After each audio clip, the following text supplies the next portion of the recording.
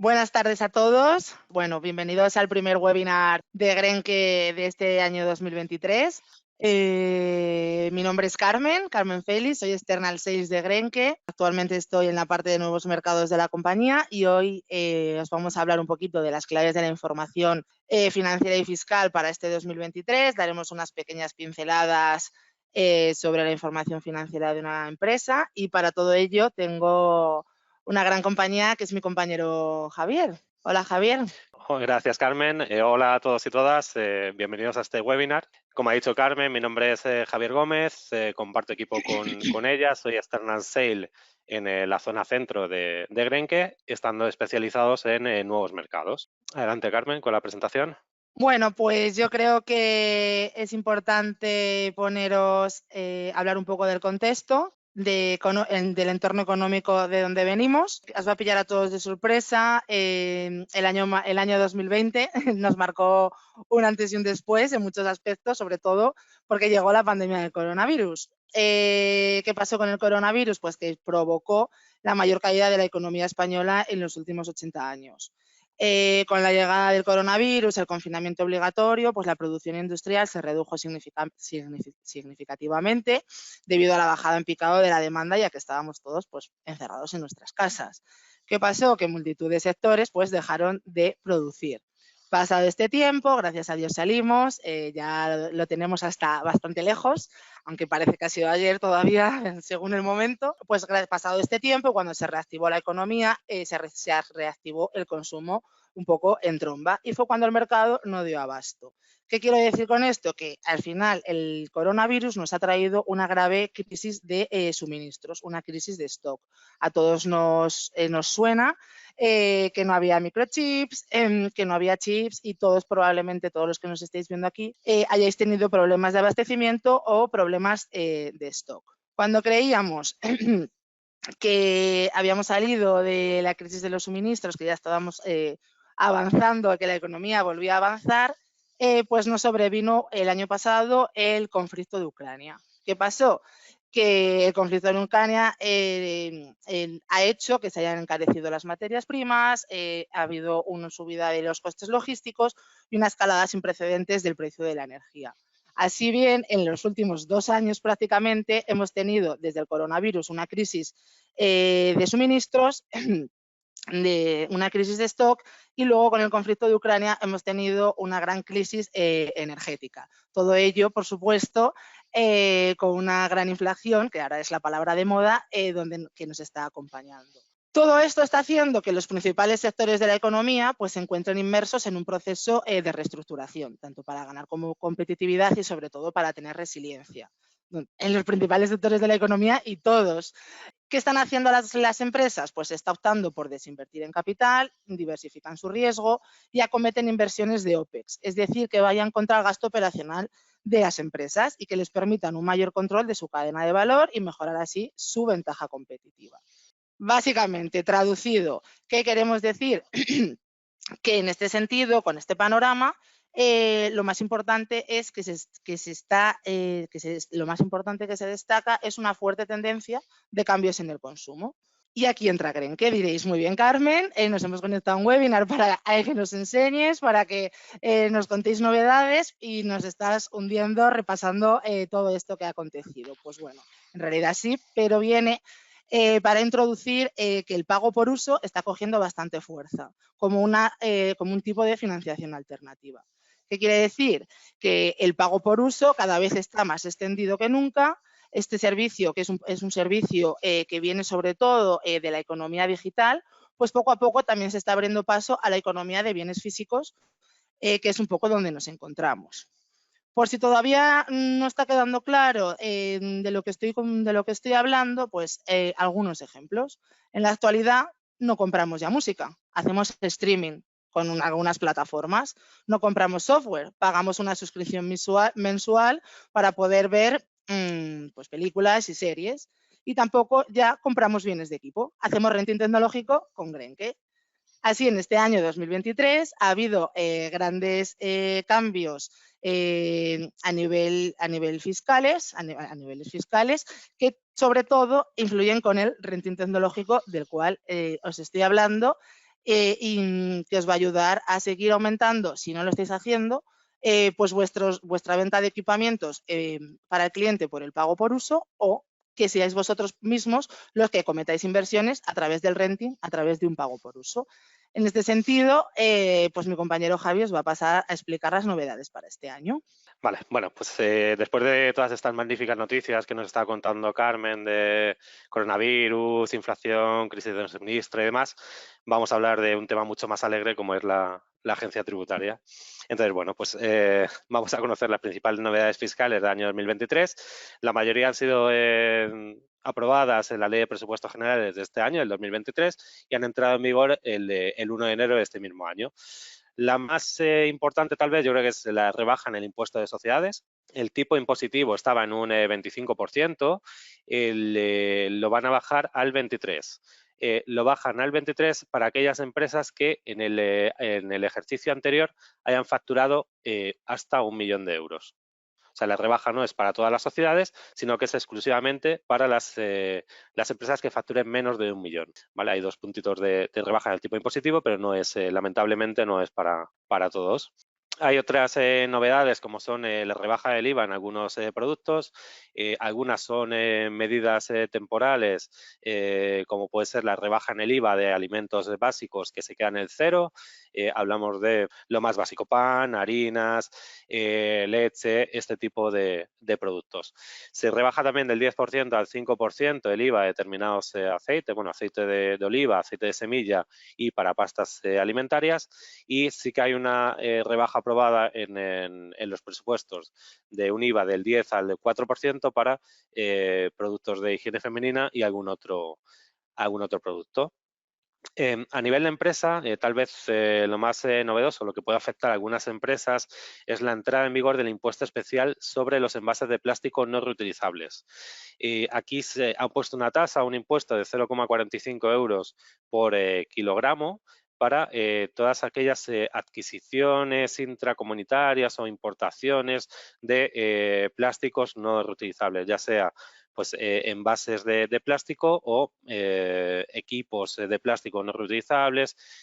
Todo eso conlleva este impuesto especial a los envases de plástico. Hay algunas excepciones para importaciones menores de 5 kilos y siempre hablamos de adquisiciones intracomunitarias.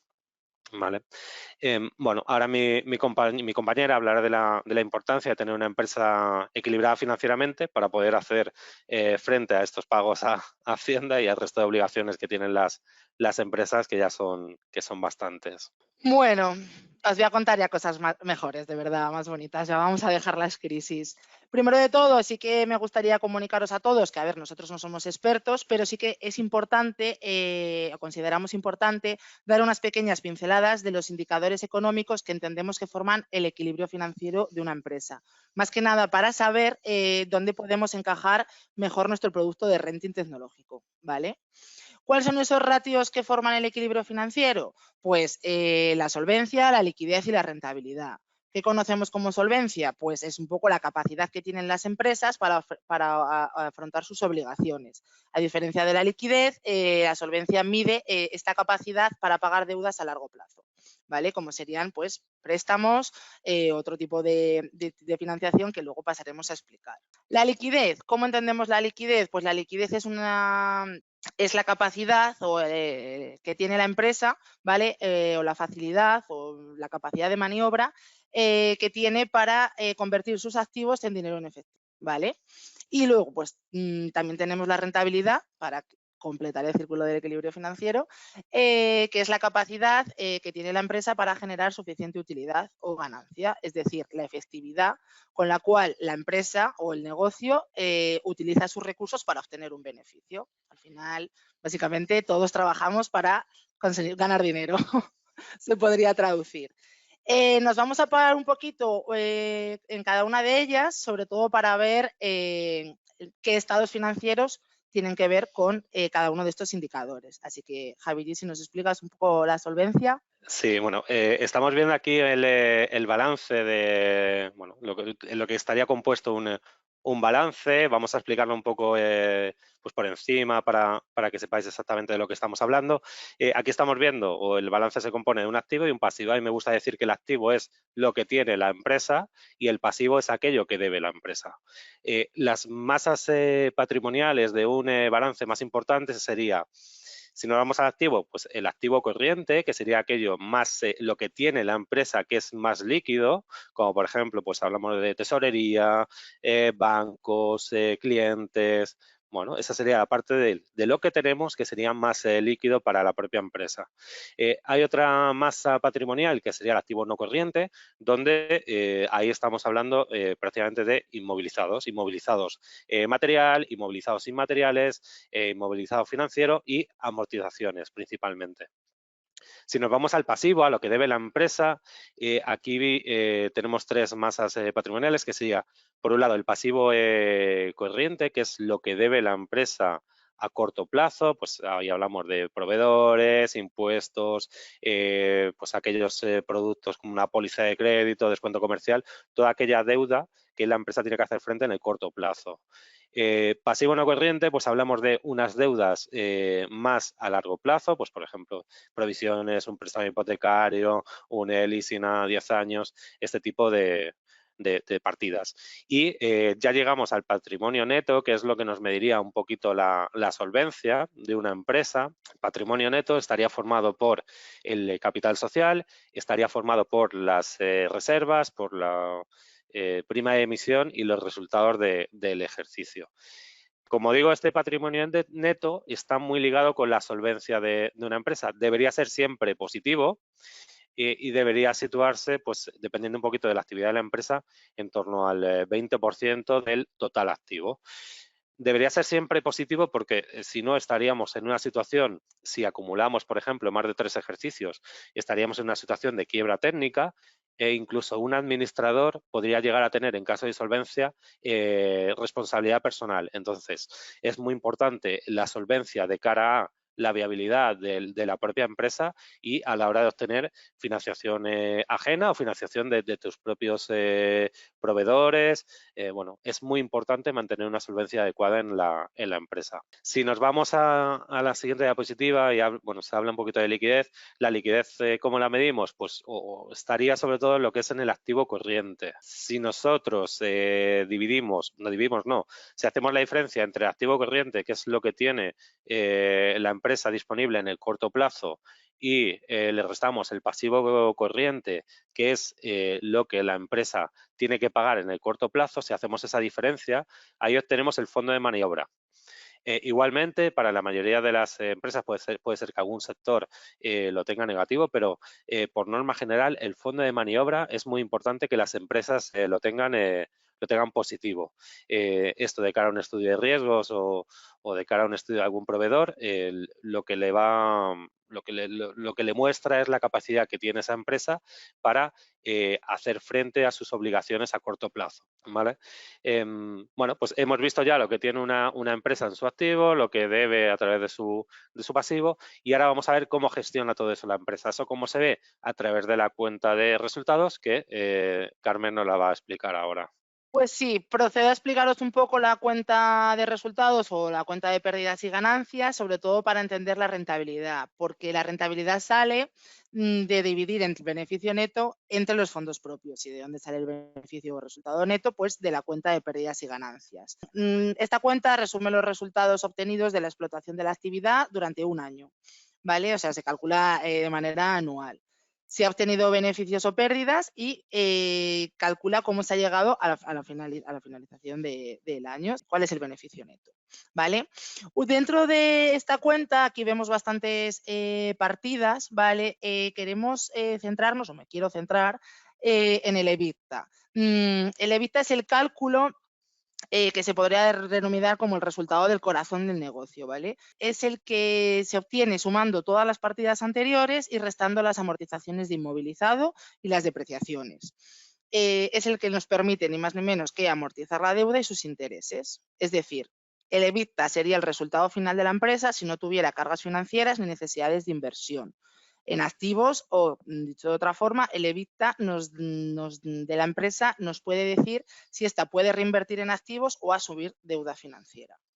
Diréis, ¿dónde entra el gasto? ¿Dónde entra el renting, perdón, en nuestro producto de renting tecnológico? Bueno, pues como bien ha explicado Javi, no entra en el inmovilizado y entraría todo como un gasto, dentro de esta cuenta de pérdidas y ganancias. Por lo tanto, si metemos ese gasto del renting, pues minoraremos la carga fiscal del impuesto de sociedades. Una vez explicado un poco estos 3 indicadores, la solvencia, la liquidez y la rentabilidad, llegamos al equilibrio financiero, que podemos ver en la siguiente diapositiva. Podemos ver que con el equilibrio financiero podemos obtener financiación. La financiación, bueno, pues todo el mundo sabemos lo que es, pero por especificarla y aclarar un poco, existe tipo de financiación propia, que es un poco aquella que se genera con los recursos de la propia empresa, valga la redundancia, cuáles serían el capital social o las reservas, es decir, los beneficios obtenidos por la propia empresa que no han sido repartidos. Y luego estaría la financiación ajena, que son recursos externos pues que permiten beneficiarnos de la financiación propiamente dicha y que terminan al final también por generar deudas para la empresa. Dentro de la financiación ajena vemos ahí que en la diapositiva que hay bastantes tipos de financiación, pero mi compañero Javi va a pasar a explicarnos pues las principales vías de financiación que se utilizan en las empresas a día de hoy. Los del día a día. Sí, al final hay distintos tipos de financiación ajena en función principalmente de que el plazo de evolución sea a corto plazo o en un medio largo plazo. A corto plazo estaríamos hablando de créditos comerciales, digamos, la financiación proviene de la propia actividad de la propia actividad comercial de la empresa, y ahí estamos hablando de soluciones o productos como el descuento comercial, como un factoring, que es un anticipo de facturas. Podríamos meter también aquí al confirming. Hay otro tipo de financiación también a corto plazo, que sería la típica póliza o línea de crédito. Bueno, esos serían instrumentos de financiación ajena que va a tener la empresa para el corto plazo. Si ya nos vamos a un medio largo plazo, ya entraríamos en préstamos pues con garantía personal o un préstamo con garantía hipotecaria o, por ejemplo, un leasing para la adquisición de algún equipo. El leasing también sería una solución a medio y largo plazo.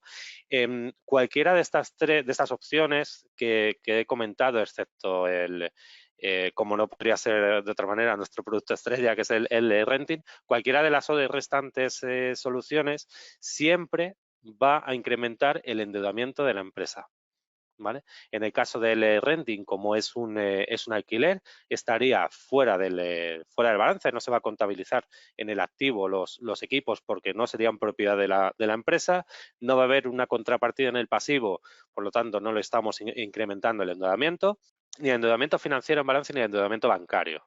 Es una de las ventajas que tendría el renting. Vamos a ver un poco la diferencia entre, que yo creo que es donde más dudas puede haber, entre lo que es un renting y lo que es un leasing. Bueno, tampoco vamos a entrar en muchísimo detalle, pero hay que tener muy claro que el renting es un alquiler. La finalidad del renting es alquilar los equipos, es obtener el uso de esos equipos. En cambio, la finalidad del leasing siempre va a ser adquirir los equipos, ¿vale? Es un concepto muy diferente. En el leasing, pues tienes que contabilizar tus equipos en el activo, los podrías amortizar. Es verdad que tiene una cierta ventaja fiscal porque permite la amortización acelerada, ¿vale? Pero siempre en el caso del leasing contabilizamos los equipos en nuestro activo y hay contrapartida en el pasivo, hay endeudamiento. ¿Vale? En el caso del renting, ya hemos dicho que es un gasto, que es 100% deducible del impuesto de sociedades en el caso de que la empresa tenga beneficios.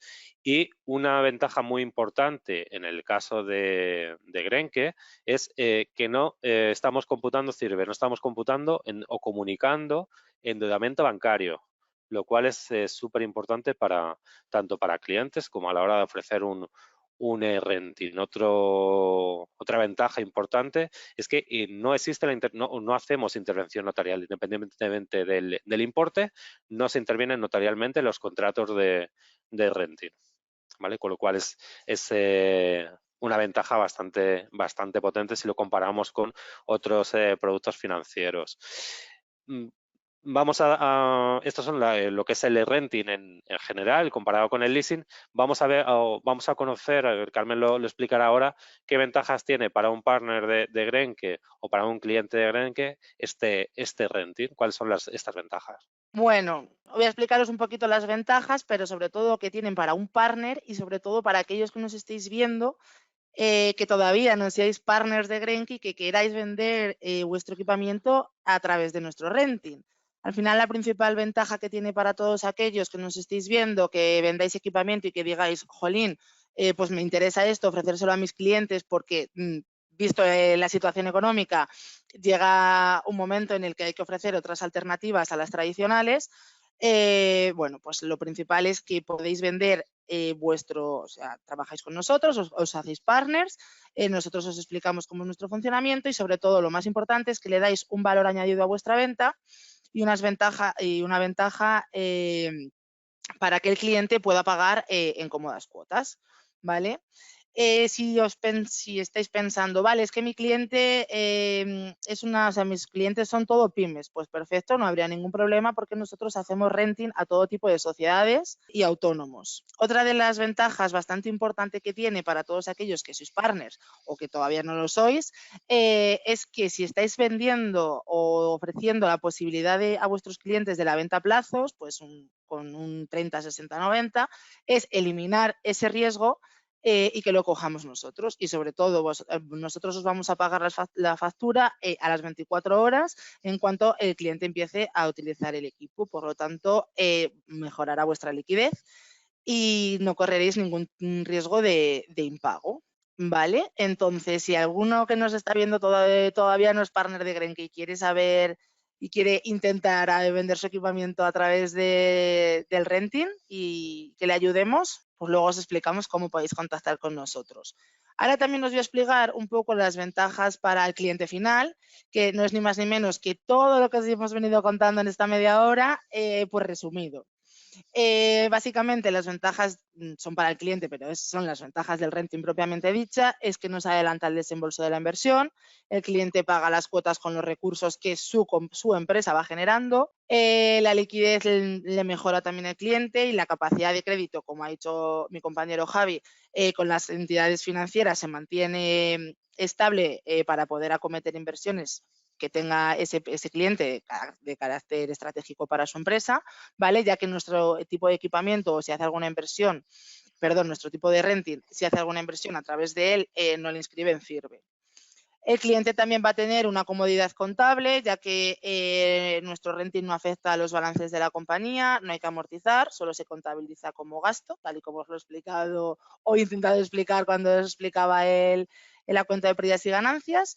Y sobre todo que tiene pues comodidad en la planificación de los pagos. Nuestras cuotas son 100% deducibles fiscalmente y sobre todo que son constantes a lo largo de todo el contrato.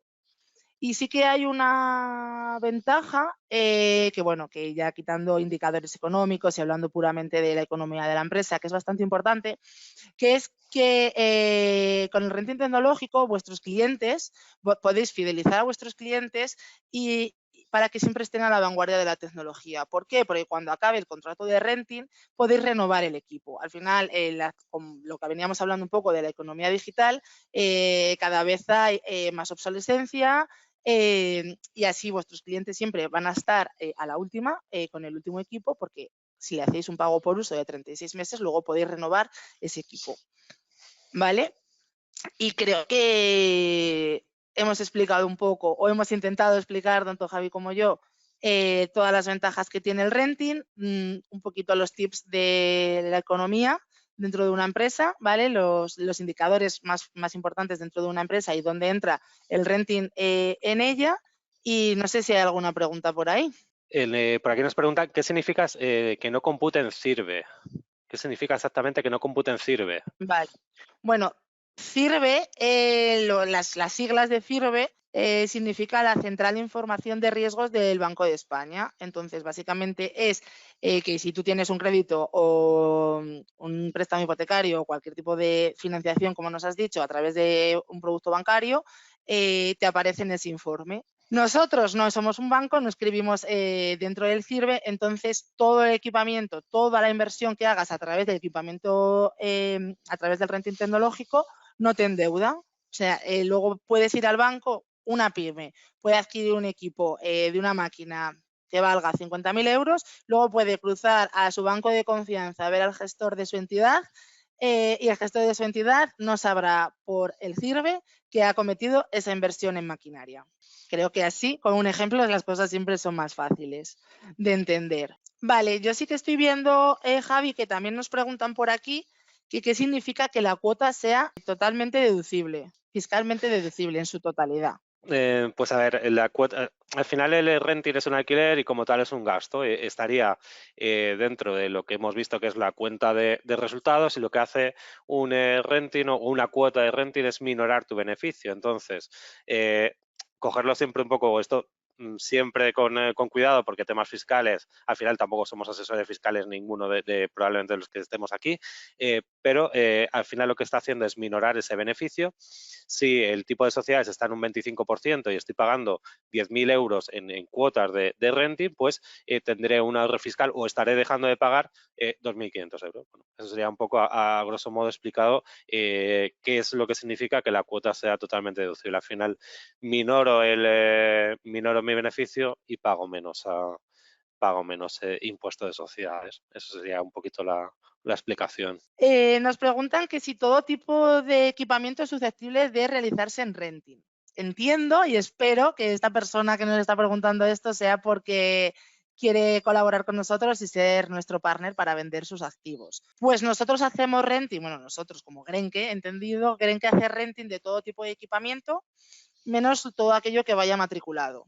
Es decir, hacemos renting de todo tipo de equipamiento, entendido equipamiento como hardware, software, inmobiliario y bienes de equipo. Por matizar un poco, hacemos renting a partir desde 500 euros masiva la operación hasta la solvencia del cliente.